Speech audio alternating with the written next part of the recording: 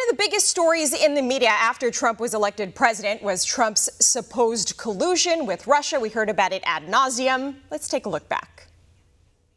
Russia's assault on our democracy and interference in our elections. Donald Trump and his campaign concerning Russia. The FBI used a dossier of allegations of Russian ties to Donald Trump's campaign as part of the justification to get approval to secretly monitor Trump associate Carter Page. There was a whole vault full of dirt on Donald J. Trump. Donald Trump didn't seem to care much about Russian election meddling, but cared a lot about Russian prostitutes. And the broader problem of Russia continuing to interfere in our elections. The New York Times and the Washington Post even won Pulitzer Prizes for their reporting on this. But special counsel John Durham's report finally reveals the truth.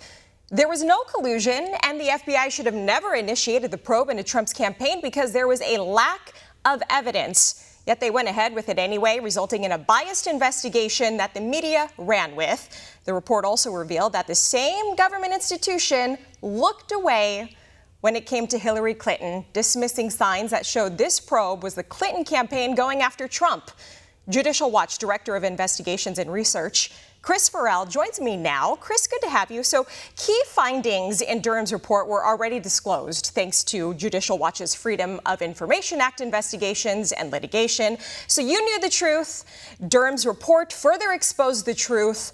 What does this say about our federal government? The most frustrating part is that after 7 years of character assassination and criminality and untold defamation by various news outlets, the net result is no substantive prosecutions. You have to remember that Durham details a meeting in the White House, both in August of 2016 and later in January of 2017, where all the Obama administration principal officials, President Obama, now President Biden, then Vice President, Comey, Brennan, the whole cast of characters sat around knowingly discussing how Hillary Clinton launched this entire charade on July 26, 2016, and deliberately set in motion a criminal campaign to unlawfully affect the outcome of the presidential election. And then they carried that forward as a soft coup against President Trump through his transition and into his presidency. And this was a nonstop, 24/7, wall-to-wall effort to attack the presidency and to attack President Trump personally. And the lives that have been ruined by this, the smear campaigns, the American public is supposed to now swallow this 306-page report and just say, oh, well, too bad. There's got to be real accountability. Judicial Watch will pursue accountability. I hope President Trump considers some civil remedies that may be available to him as well. Yeah, we'll see what happens. Jim Jordan said that he reached out to the DOJ to have Durham testify in Congress next week. We'll see if that happens. But, you know, the damage has already been done, like you said. The FBI says that this was a misstep and corrective actions have been taken already, so something like this doesn't happen again. But possibly, as you mentioned, the most significant aspect of this story is that there will probably be no consequences for anyone involved or the media that amplified it. What do you think? That is a shame. That is the bitter pill for the American public to swallow.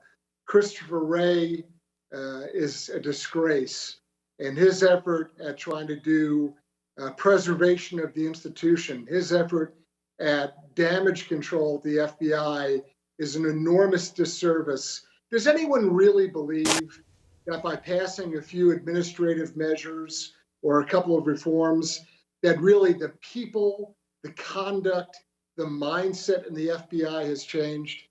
These are the same people in the same organization, and making a few administrative bureaucratic changes to regulations and rules doesn't fix the serious rot that exists inside the FBI and the Department of Justice. For all our viewers asking where One America News is heading in the future, we would like to introduce you to OAN Live.